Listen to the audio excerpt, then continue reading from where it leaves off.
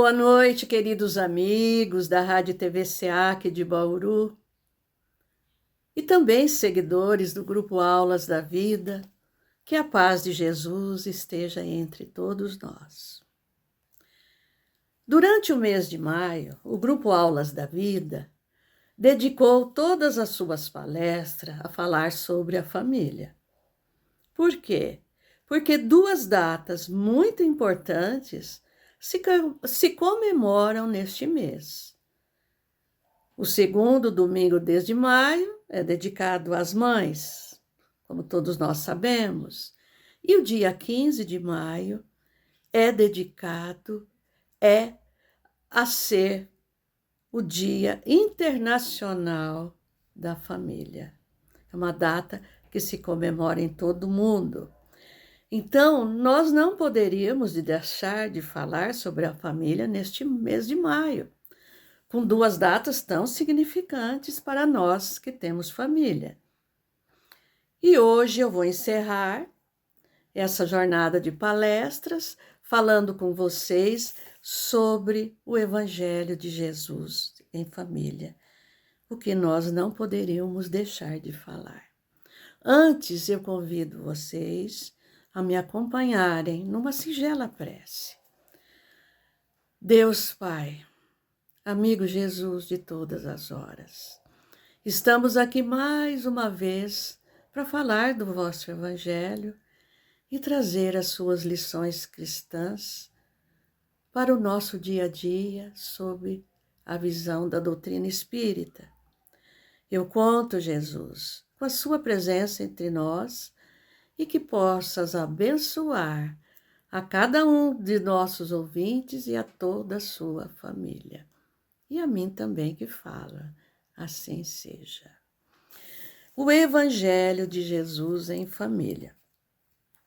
Nós sabemos que a família é considerada um santuário onde recebemos a primeira incumbência cristã de todo o serviço cristão que nós temos que aprender aqui nessa terra. Pois é na família que nós acolhemos aqueles adversários de ontem, como parentes de hoje, parentes próximos, mas também recebemos almas que são afeiçoadas a nós.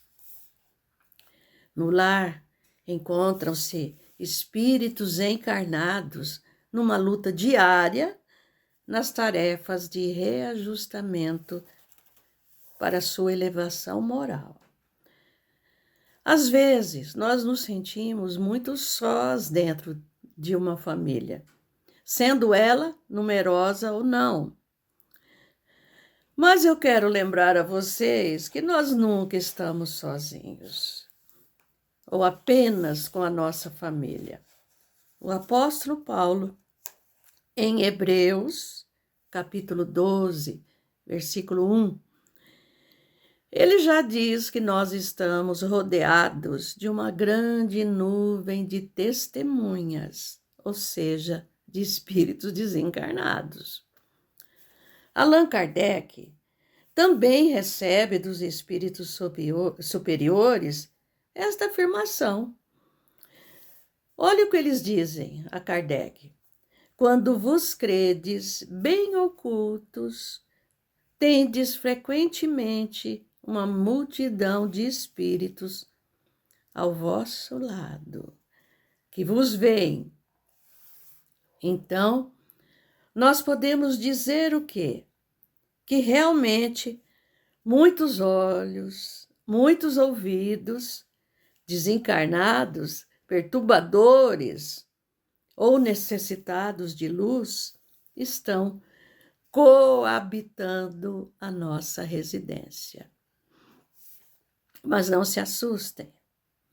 Há também aqueles espíritos simpáticos, familiares, que nos amparam, nos aconselham, desde que nós aceitemos a sua ajuda espiritual.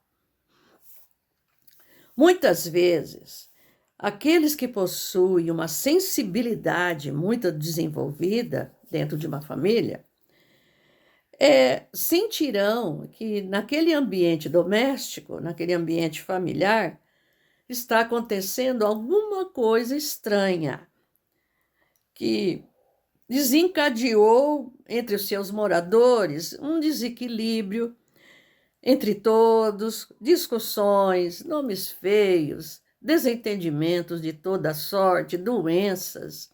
Isso acontece. E quem tem um espírito mais sensível vai perceber essa mudança no clima, ambiente daquele lar. Mas o que está faltando dentro deste lar? Jesus sempre nos aconselha: orai e vigiai constantemente para não cairdes em tentação. Então eu pergunto e eu digo a vocês, nós costumamos nos dizer cristãos. Fulano, eu sou cristão, né? Pergunta a sua religião, sou cristão. Tudo bem. Mas será que nós estamos apresentando aos nossos familiares, viu? Uma fé verdadeira, utilizando exemplos de bondade, de tolerância, de perdão, de compreensão pelo outro, fazendo o bem e orando como Jesus nos pede? Será que estamos fazendo isso? Bem, Allan Kardec, na questão 660 do Livro dos Espíritos, ele faz uma pergunta aos espíritos da codificação sobre essa questão da prece, da oração. Vejam o que ele pergunta. A prece torna o homem melhor? Quer dizer, a oração torna o homem melhor? E eles respondem, sim, porque aquele que ora com fervor e confiança é mais forte contra as tentações do mal. E Deus lhe envia os bons espíritos para o assistir. É um socorro que não é jamais recusado quando pedimos com sinceridade.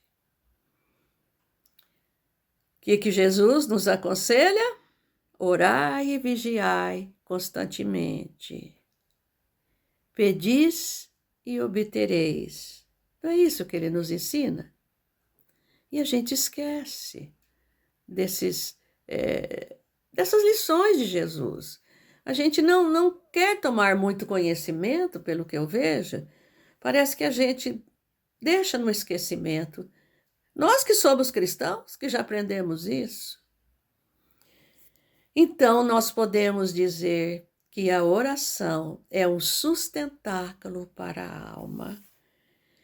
Quando é apoiada sobre uma fé viva em Deus, em Jesus, que é o nosso guia aqui na Terra.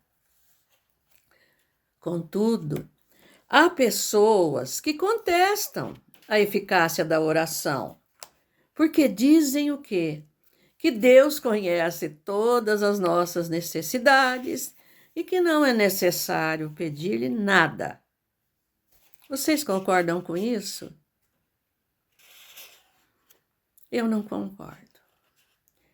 Nós temos um Pai amoroso, sim, que nos criou, que nos envia a essa terra para aprendermos. Nós temos um irmão que veio pessoalmente dar as suas lições, porque ele é incumbido, Jesus é incumbido da direção dessas almas terrenas. E o que ele diz? Eu sou o caminho, a verdade e a luz. E só chegareis ao Pai através de mim. Então aí fica bem claro que nós precisamos dessa intercessão de Jesus junto ao nosso Pai, quando nós temos necessidade.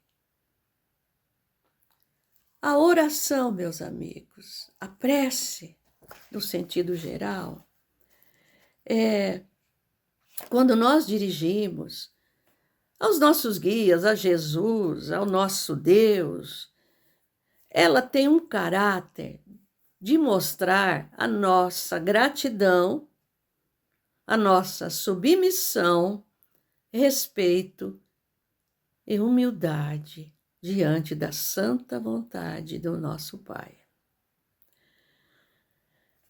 Essas orações, esses pedidos que fazemos, quando são sinceros, são ouvidos pelos prepostos de Jesus, pelos espíritos de luz que nós dizemos, nossos anjos guardiões, como você queira interpretar, que são encarregados de executarem a vontade de Deus, se houver a sua permissão. Essa ponte é Jesus. Por isso, Mateus diz em seu evangelho, o capítulo 18, no versículo 20, ele cita uma frase de Jesus. Porque onde estiverem 2 ou 3 reunidos em meu nome, aí estou eu no meio deles. Olha que interessante. Mas será que para Jesus atender a um pedido nosso precisamos estar com várias pessoas? Não, nós podemos orar sozinhos, é claro, e devemos, né?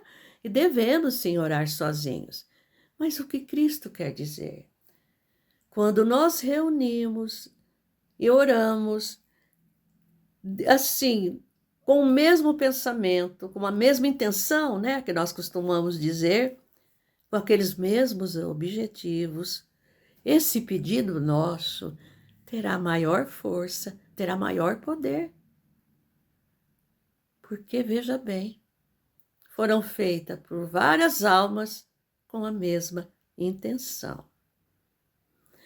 Mas lembremos de uma coisa: Deus, sim, Ele assiste a todos aqueles que lhe pedem, desde que não nos limitemos somente a pedir.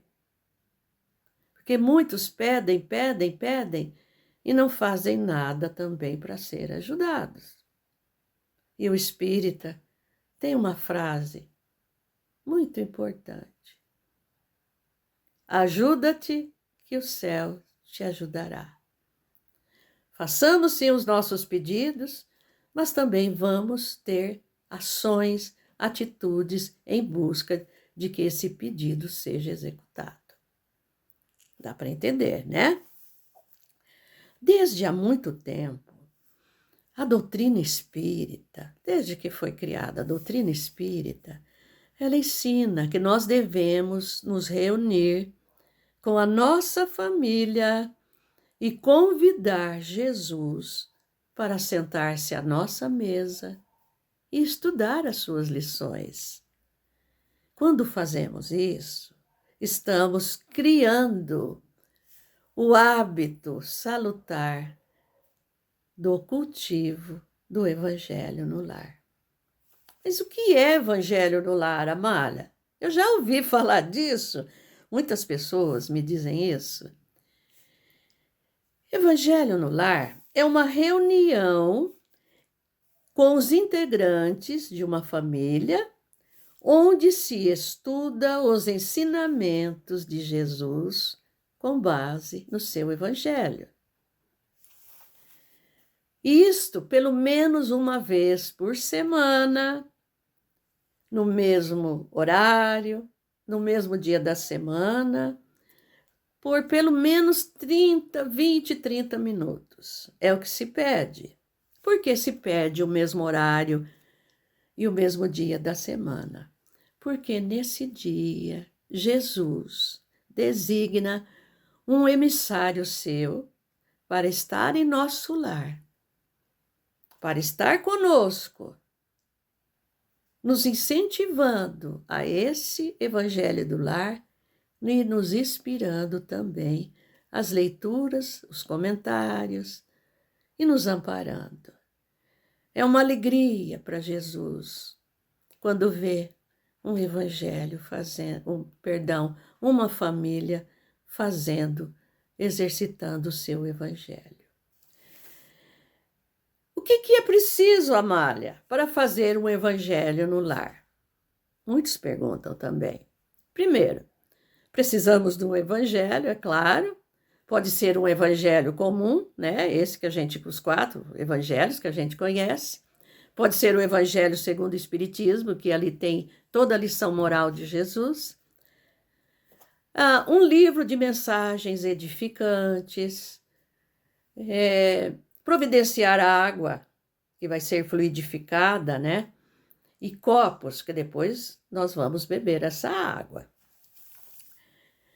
Outros perguntam: crianças podem participar do evangelho? Podem e devem, desde que ela tenha um certo entendimento, né? Porque criança ela é impaciente, ela se movimenta bastante, mas tem crianças que se comportam, sim, bem direitinho no evangelho. Por exemplo, eu quando tinha bebê, eu deixava o carrinho, né, do meu lado, dormia, o bebê dormia naquela hora, e ficava ali ouvindo, seu espírito estava ouvindo aquelas palavras, né? E quando nós dizemos que a criança pode participar, pode. Desde que ela tenha assim, uma certa idade para compreender, elas podem exercitar também pequeninas tarefas que auxiliem a mãe, o pai, né, aquele responsável pelo lar. Por exemplo, arrumar a mesa. Muitos gostam de pôr uma toalha bonita, um arranjo de flores. Não é necessário, mas principalmente quando a criança torna aquele ambiente mais alegre, né?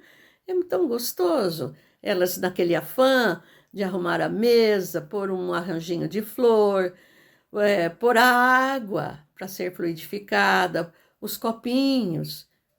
E outra coisa, elas também podem, dependendo da idade, fazer prece de abertura, de encerramento e até comentar algum trechinho da leitura. Então, todos podem participar do Evangelho, viu? Se ocorrer a presença de visitas neste horário, parece que a gente fica um pouco constrangido, né? Ai, o que eu faço? Está na hora do meu Evangelho. Eu convido a pessoa, eu faço o meu Evangelho. Olha, o meu conselho é o seguinte: convide a pessoa sim. Explica para aquela pessoa, né? Se ela for espírita, ela vai ter conhecimento, vai ter entendimento e ficará feliz de você convidá-la para participar do seu evangelho. E se não for espírita? Explicar-lhes, então, a finalidade, esclarecer para essa pessoa a finalidade dessa reunião. Mas qual é a finalidade dessa reunião? É trazer Jesus para dentro do nosso lar, da nossa moradia, e aprender com ele as suas lições e exercitá-las em nosso dia a dia. Se a pessoa se sentir confortável, ela vai participar, mesmo professando outra fé, ou senão ela vai dar uma desculpa e vai embora. Mas não deixe de realizar, por isso, o seu evangelho. Outra coisa, se você estiver sozinho, você pode fazer o evangelho da mesma maneira que estivesse aí toda a sua família. Por quê? Talvez não estejam os encarnados, né? Mas terão muito desencarnado esperando essa hora do Evangelho, viu? E esse Evangelho tem que seguir um roteiro. E qual seria esse roteiro? Bem, eu vou explicar para vocês. Bom, já falamos das crianças, né? Arrumar a mesa, providenciar o Evangelho. Aí reunimos nossa família, né? Já com tudo arrumadinho, mesa, Evangelho, livrinho de mensagens, os copinhos, água, né? Aí nós reunimos nossa família e fazemos uma prece inicial, uma prece simples, espontânea, não precisa ser longa, porque ainda mais se tiver criança, elas se cansam. E essa prece deve ser seguida com respeito por todos, porque neste momento estamos conversando em voz alta com todos que estão ali presentes e principalmente com Jesus, pedindo a sua companhia entre nós e permissão para os estudos do seu Evangelho e também pedindo-lhe a compreensão dos textos lidos. Depois dessa conversa com Jesus, é claro que nós vamos iniciar realmente com essa leitura, né? Que deve ser feita por qualquer um da família, ou então por uma pessoa que tiver maiores conhecimentos doutrinários. Ler, então, um texto do Evangelho em voz alta, compreensível, que deverá ser comentado por todos, que deverá ter a participação daqueles que estão ali, dando a sua visão, perguntando o que significa, ensinando os pequenos a mensagem do dia. Depois, pode-se ler um livrinho de mensagens edificante, nós temos muito. Pão Nosso, Vinha de Luz, Palavras de Vida Eterna, Ideal Espírita, são livros com mensagens maravilhosas dentro do conceito cristão e espírita. Agenda Cristã, livrinhos que trazem mensagem para cada um de nós, que a gente não esquece mais.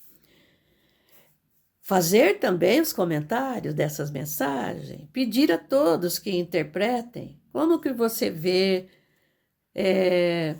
isso. Não leiam tudo de uma vez. Leia pequenos trechos, comente pequenos trechos, para ficar bem certa essa mensagem para todos nós. Fazer as vibrações. Leu tudo direitinho, fazer as vibrações. O que são vibrações? São doações de energia emitidas por nós através do pensamento. Essas vibrações, se houverem nomes, podem ser lidos em voz alta, né, audível para todos, e emitimos essas vibrações de paz, sentimentos de amor, de saúde, de fraternidade. São esses sentimentos de gratidão também. São esses sentimentos que nós devemos dirigir a todos que estão ali presentes e aqueles que não estão também. Mas para quem que eu posso fazer essas vibrações? Para quem será que eu posso fazer? Bem, primeiramente, vamos fazer as vibrações por aquele lar, né, que está sendo realizado o Evangelho, por todos aqueles que estão ali presentes, encarnados e desencarnados, pelos nossos parentes que estão distantes, pelos amigos, por aqueles que nós sabemos que estão em muita necessidade, pela nossa vizinhança, pelo nosso pela nossa cidade, nosso bairro, olha, quanta coisa que pode ser. E pelo nosso país e os nossos governantes, com toda certeza. Também podemos vibrar pela paz no mundo, pela saúde dos enfermos, pela cura das enfermidades da alma, pela harmonia dos lares desajustados, pelas crianças e idosos abandonados, por algum fato concreto que esteja acontecendo no momento e que preocupam a todos nós e a toda a sociedade. Podemos orar, sim. Pela iluminação dos espíritos sofredores, que ainda existem muito. Pelo entendimento fraternal entre todas as religiões. O rebanho de Jesus é um só. Não podemos esquecer disso. Ou por outros itens que nós julgamos ser necessários. Aquilo que você acha que deve pedir, pode ser pedido durante o seu evangelho. E terminar com uma prece final, que pode ser dita por qualquer um dos presentes, como eu disse até por uma criança, né? Agradecendo a Deus, agradecendo a Jesus e aos protetores espirituais pelas bênçãos recebidas durante o evangelho. E a todos aqueles que estiveram ali presentes, não só encarnados, novamente eu digo, mas aqueles desencarnados que muitas vezes foram ali trazidos para ouvirem uma palavra de luz, de fé e de esperança para seus espíritos necessitados. Depois de tudo, tomar a água que já foi fluidificada pelos espíritos superiores, com certeza, aqueles que trabalham em nome de Jesus. E agradecer por tudo mesmo. Mas nós temos algumas observações importantes para recomendar a todos. Se houver crianças no Evangelho, é claro que nós devemos adaptar os ensinamentos cristãos, as leituras do dia, a uma linguagem que seja compreensível pelos pequenos e evitar também explicações muito longas. Como eu disse, crianças se cansam facilmente, elas estão sempre agitadinhas. Outro conselhinho, outra observação. Não suspender a prática do evangelho no lar em virtude de visitas, passeios adiáveis ou algum evento fútil. Outro lembrete. Não transformar o evangelho no lar em reunião mediúnica. Há lugar para isso. E nós sabemos que a mediunidade deve ser atendida em casas espíritas, idôneas, é claro. Se ocorrer algumas intuições ou inspirações a alguém ali presente, essas explicações devem ficar no âmbito, no campo dos comentários gerais. Jamais, e essa é muito importante, mas muito importante, jamais tecer comentários polêmicos ou direcionados a alguém, presente ou não, tanto na leitura do Evangelho quanto no livro de mensagens, que muitas vezes nós lemos um trechinho, aí você olha para o outro, fulano, você está precisando ouvir isso. Mas nem em pensamento a gente deve fazer isso. Acaba aquela vibração positiva da oração. Não façam isso. Pede, quando vier esse tipo de pensamento, pede ao seu anjo protetor que afaste esse pensamento e se concentre naquilo que está sendo lido. Porque vejam bem, o que os nossos ouvidos ouvem na leitura do Evangelho é que para nós, sendo os primeiros a ouvir, possamos fazer a nossa modificação interior e não acusar ou julgar que é o outro que deve fazer essa modificação. Isso dá um enguiço dentro do Evangelho no Lar quando você começa a apontar os defeitos do outro. Não façam isso. Em breve tempo você não vai ter mais ninguém para te acompanhar no Evangelho, é claro, né? Bem, é muito importante saber que o Evangelho no Lar traz grandes benefícios para todos nós. Por que eu digo isso? Porque estudando as lições do Evangelho de Jesus, é claro que nós vamos compreender muito melhor a mensagem do nosso Mestre. E se a praticarmos então em nosso dia a dia, aí sim, elas nos conduzirão ao nosso aprimoramento moral, como Jesus quer para todos nós.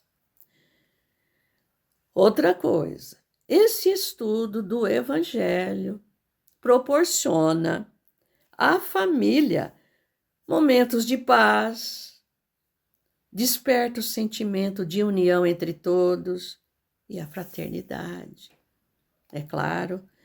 Mas essa fraternidade não é só para o nosso meio familiar. Essa fraternidade, como queria Jesus, é que para que se estenda a todos os nossos irmãos.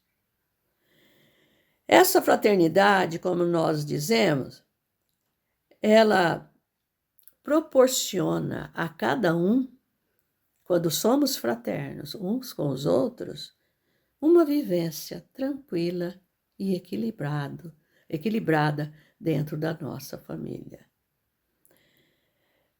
Nossa moradia, talvez antes frequentada por espíritos de grande necessidade moral, espiritual, espíritos que não têm muito boa intenção, esses visitantes já não acham campo dentro do nosso lar mais, porque o nosso lar se torna luz.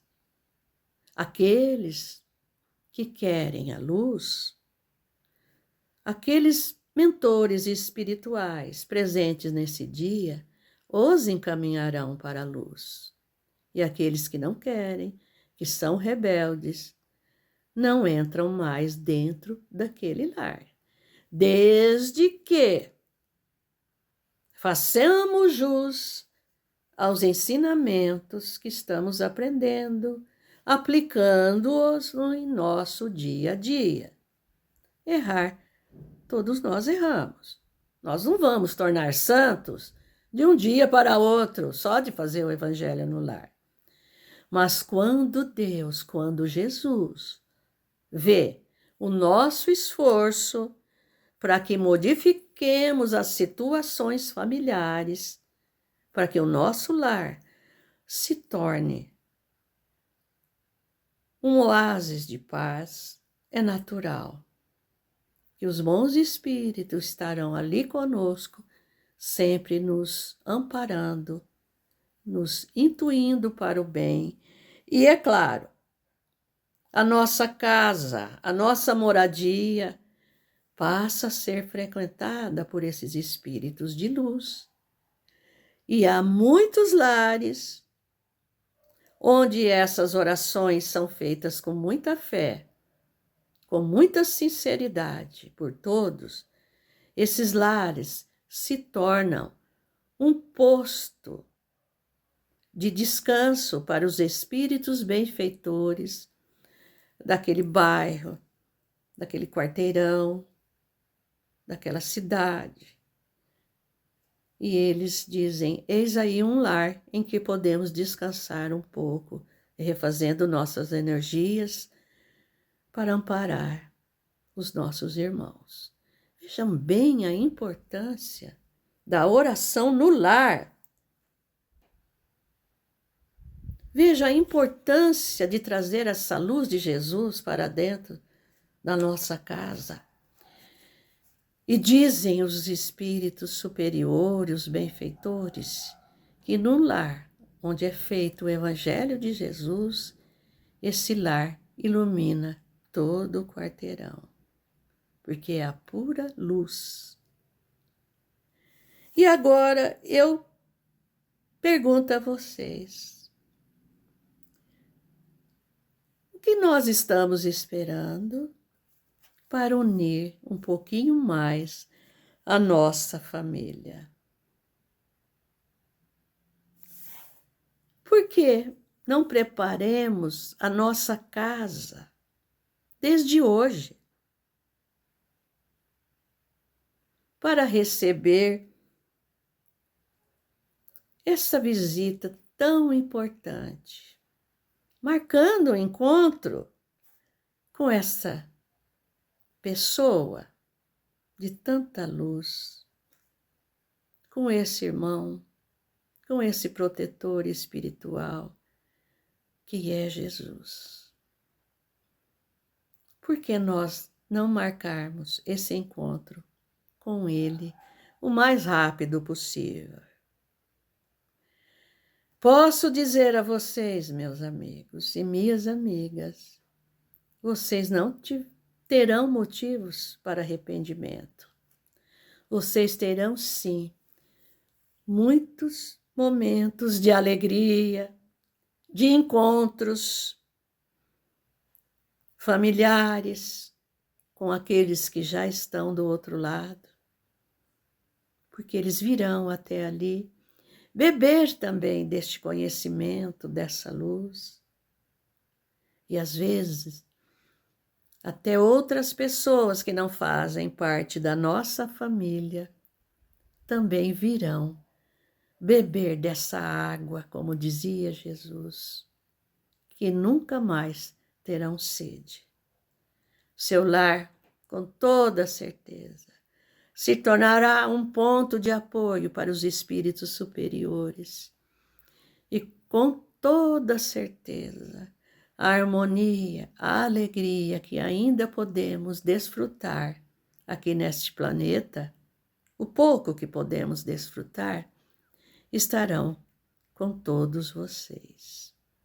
Fique aí a sugestão do Grupo Aulas da Vida para que todos principiem desde já e marquem esse encontro com Jesus em seu lar. Vocês não se arrependerão. Fiquem todos na paz de Jesus.